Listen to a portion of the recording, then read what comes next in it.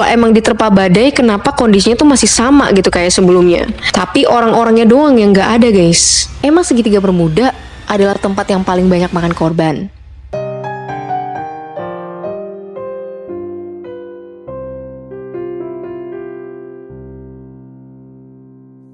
Hai si gengs, welcome to Marinasi. Makasih banyak untuk kalian semua yang udah klik video kali ini. Dan aku juga pengen ngucapin makasih guys. Kita bentar lagi 180.000 subscribers. Bisa gak ya bulan ini 200k? Amin, bisa ya guys ya. Sesuai janjiku, di video kali ini kita akan ngebahas tentang segitiga Bermuda.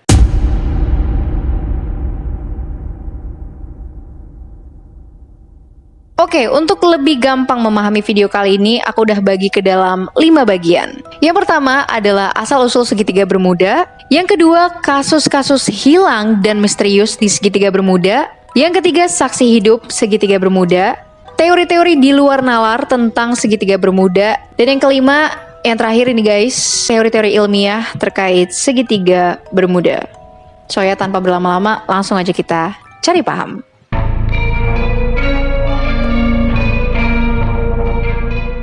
Oke, sekarang kita masuk ke bagian pertama, yaitu asal-usul segitiga Bermuda. Well, segitiga Bermuda ini adalah sebuah wilayah guys di Samudra Atlantik, yaitu dari Puerto Rico ke Florida sampai Bermuda. Nah, jadi emang ini kayak ditarik garis gitu, dan ketemulah 3 titik ini menjadi sebuah segitiga. Tapi, wilayah ini bukanlah officially ada segitiga di maps gitu guys, enggak. Melainkan hanya tarikan garis tadi dari wilayah yang udah aku sebutin. Nah, sekarang adalah tentang awal mula segitiga Bermuda ini bisa dikenal sebagai lautan yang mistis. Bermula di tahun 1840, kala itu ada kapal yang bernama HMS Rosalie, di mana dia ini hilang kontak dan tenggelam di wilayah segitiga Bermuda. Nah, semenjak kejadian itu nih guys, mulai berentet ada kecelakaan-kecelakaan lainnya yang melibatkan pesawat, kapal, ataupun orang hilang.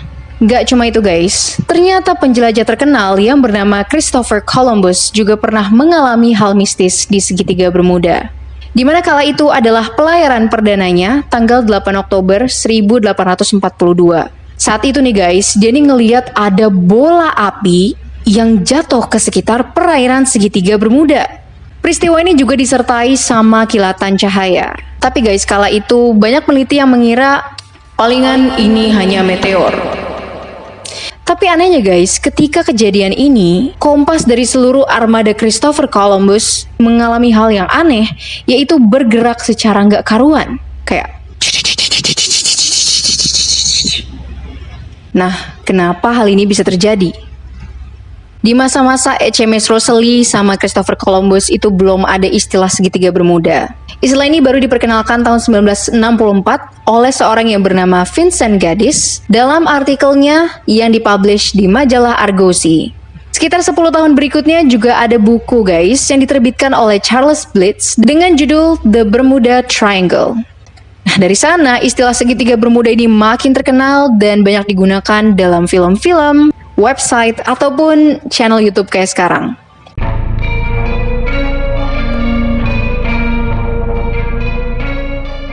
Sekarang kita berlanjut ke part kedua, yaitu kasus-kasus hilang dan misterius di segitiga Bermuda. Yang pertama ini adalah USS Cyclops. Kasus yang ini sebenarnya salah satu yang cukup terkenal. Di mana pada tanggal 4 Maret 1918, kapal ini dinyatakan hilang secara misterius di wilayah perairan segitiga Bermuda. Awal mulanya pada 8 Januari 1918, mereka berlayar dari pangkalan laut Norfolk menuju Rio de Janeiro, Brazil. Akhirnya di 29 Januari 1918, mereka sampailah di Brazil dan mengisi batu bara. Lanjut ke 18 Februari 1918, ini mereka pengen balik ke Baltimore, Maryland di Amerika Serikat. Nah, seharusnya pada tanggal 13 Maret 1918, kapal ini tuh udah balik. Tapi sampai tanggal ini, kapalnya tuh nggak terdengar keberadaannya dan bahkan hilang secara misterius, guys. Hilang di telan bumi. Ini merupakan peristiwa kecelakaan angkatan laut yang terbesar guys di Amerika Serikat, yaitu sebanyak 309 awak kapal tanpa melalui perang. .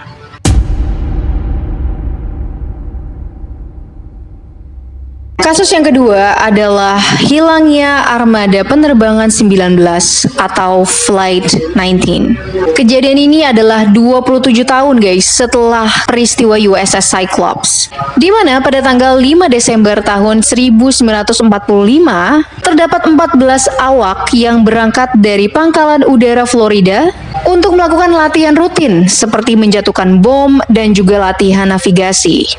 Awalnya semua berjalan dengan baik guys. Mereka latihan selama 90 menit. Tapi setelah latihan 90 menit itu, mereka mengalami hilang kontak dan juga tersesat. Ini bahkan kompas mereka juga tidak berfungsi guys. Akhirnya mereka dianggap telah menghilang karena tidak ada bangkai pesawat ataupun jasad yang berhasil ditemukan.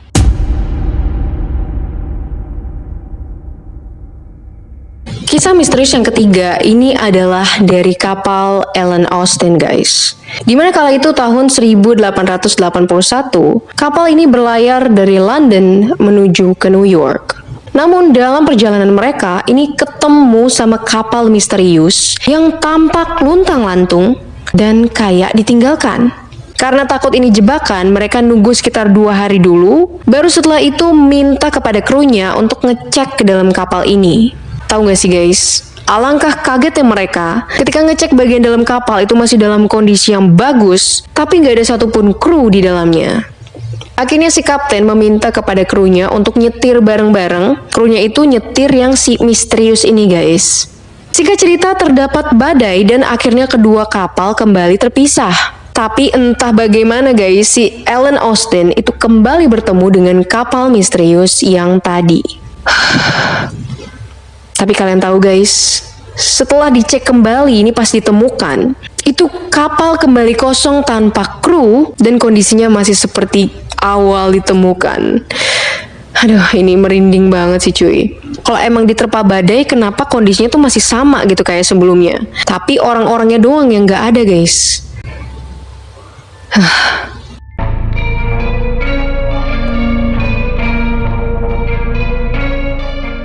Sekarang kita berlanjut ke bagian ketiga, yaitu saksi hidup dari orang-orang yang hampir mati di sekitar segitiga Bermuda. Yang pertama ini adalah Bruce Gernon, di mana pada tanggal 4 Desember tahun 1970, ia bersama dengan ayahnya dan juga salah satu rekan bisnis akan terbang dari Pulau Andros menuju ke pesisir Florida guys. Saat tiba di ketinggian 300 meter, pesawat mereka ini mulai dihadang sama awan hitam yang sangat pekat dan mereka melalui hal-hal yang paling menegangkan seumur hidupnya. Ini mereka tuh dihadang awan berkali-kali. Kalau kalian bisa bayangin, itu awan tebal, mereka berhasil lewatin, terus habis itu ada lagi dan begitu seterusnya guys. Tapi akhirnya mereka berhasil melewati badai mengerikan tersebut guys. Cuma ada satu hal yang aneh. Seharusnya perjalanan mereka ini memakan waktu sekitar 75 menit. Karena emang jaraknya itu sekitar 402 km. Tapi betapa kagetnya mereka guys, karena setelah ngelihat waktu, mereka cuma pakai sekitar 47 menit. Masih ada lebihan 20 menitan guys, hampir 30 menit. Ditambah lagi kecepatan pesawat mereka itu bukan yang turbo atau cepet banget gitu loh. Masih yang standar biasa bahkan cenderung lambat. Nah ini 20 menitannya ini kemana?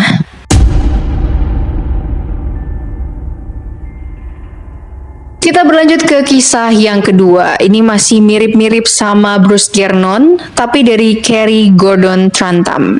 Kurang lebih mirip guys, beliau ini mengalami badai dalam pesawatnya. Dan satu hal yang bisa diingat oleh Kerry ini adalah semuanya diliputi dengan kegelapan.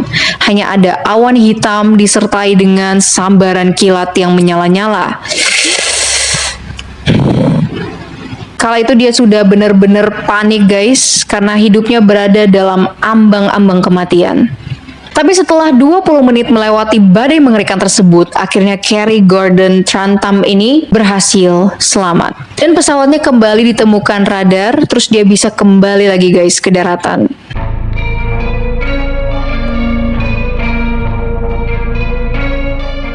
Teori di luar nalar tentang segitiga Bermuda. Langsung aja ini guys, yang pertama adalah tentang teori kota Atlantis. Nah, kota Atlantis ini dipercaya sebagai kota modern dibandingkan dengan kota-kota lainnya. Apa kaitan kota Atlantis sama segitiga Bermuda? Nah guys, disebut-sebut kota Atlantis ini memiliki kristal yang mana dia bisa melepaskan energi ke atmosfer. Nah, kota Atlantis ini kan tenggelam gitu ya guys. Tapi kristalnya ini tetap dapat mengeluarkan energi. Nah, hal inilah yang dianggap bisa mengganggu sistem elektronik dan kompas yang ada di kapal ataupun pesawat.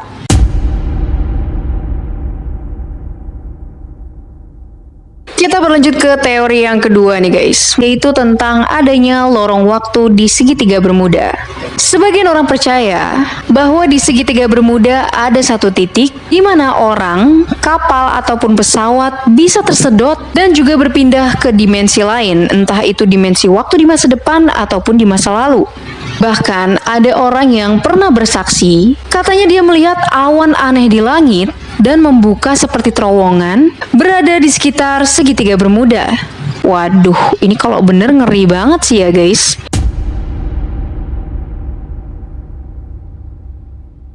Kita lanjut ke teori yang ketiga. Orang-orang yang percaya dengan teori ini merasa bahwa semua yang hilang termasuk kapal, pesawat, ataupun orang-orang itu pada dibawa sama iblis ataupun setan ke dunia mereka. Nah, selain itu dikatakan ini ada kaitannya sama Dajjal dan sempat disebutkan dalam buku Muhammad Hisa Daud yang berjudul Dajjal muncul di segitiga Bermuda. Tapi gimana guys, menurut kalian tentang teori yang satu ini? Kita lanjut ke yang keempat.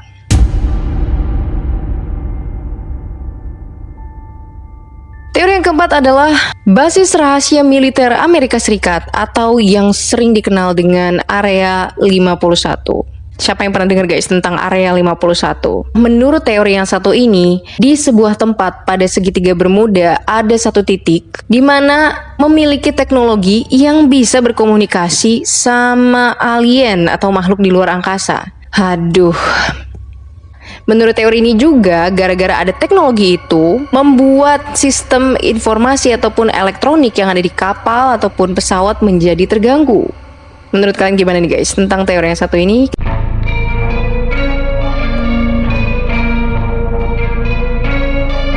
Nah oke, tadi kita udah ngomongin dari sisi supranatural tentang segitiga Bermuda. Dan rasanya nih guys, nggak afdol ya kalau misalnya kita juga nggak bahas dari sisi ilmiahnya. Well, ini semua juga masih teori, jadi perlu penyelidikan lebih lanjut, perlu validasi lebih lanjut. Jadi langsung aja kita ke teori yang pertama.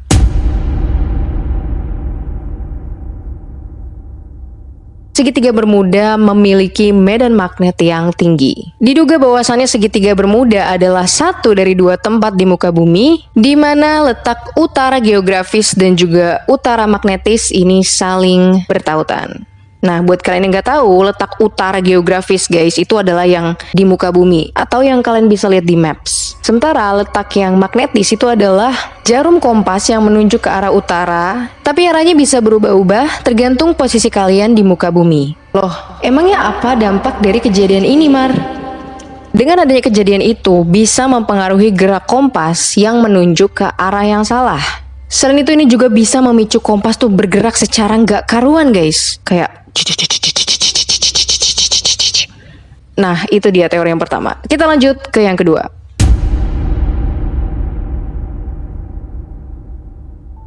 Teori yang kedua diyakini bahwa segitiga Bermuda itu memiliki kandungan gas metana yang besar. Dan ini terakumulasi di bagian bawahnya guys. Untuk naik ke permukaan, gas-gas tadi itu harus berupa gelembung. Ini yang dianggap bisa memicu ombak dan mengganggu pergerakan kapal.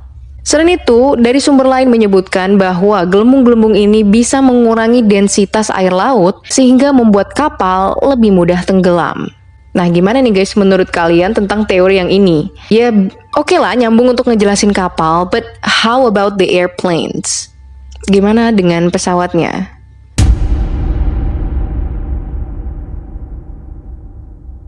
Gulf Stream. Dimana kalian perlu tahu dulu guys, letak segitiga Bermuda itu adalah di Samudra Atlantik yang mana terkenal ganas. Kalian bisa bayangkan dengan kondisi seperti itu, ditambah lagi ada Gulf Stream. dan merupakan arus laut yang melewati segitiga Bermuda. Ya, jadi makin ruwet dah tuh.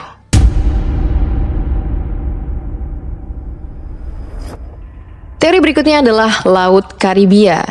Nah guys, menurut teori yang satu ini, di sekitar segitiga Bermuda ada Laut Karibia dan di sekitarnya itu banyak pulau-pulau yang mirip satu dengan yang lainnya. Akhirnya ini dapat memicu kapal-kapal tersesat dan akhirnya hilang. Nah, gimana menurut kalian nih tentang teori Laut Karibia?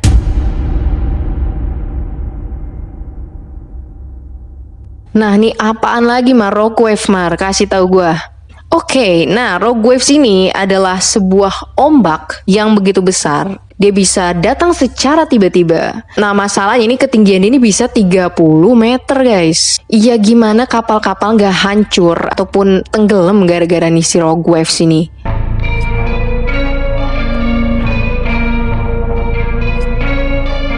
Kapal yang hilang atau karam itu guys gak cuma ada di segitiga Bermuda, tapi ada di seluruh lautan dunia, ya termasuk di Samudra Atlantik dan wilayah-wilayah lainnya. Emang segitiga Bermuda adalah tempat yang paling banyak makan korban?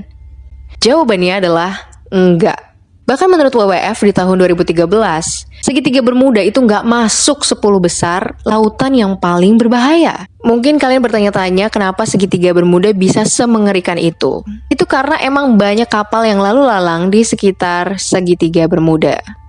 Kita analogikan gini, semakin banyak wilayah itu dilalui sama kapal-kapal, ketika terjadi kecelakaan, pastinya akan menimbulkan korban yang lebih banyak dibandingkan dengan wilayah lain yang nggak sering dilalui kapal.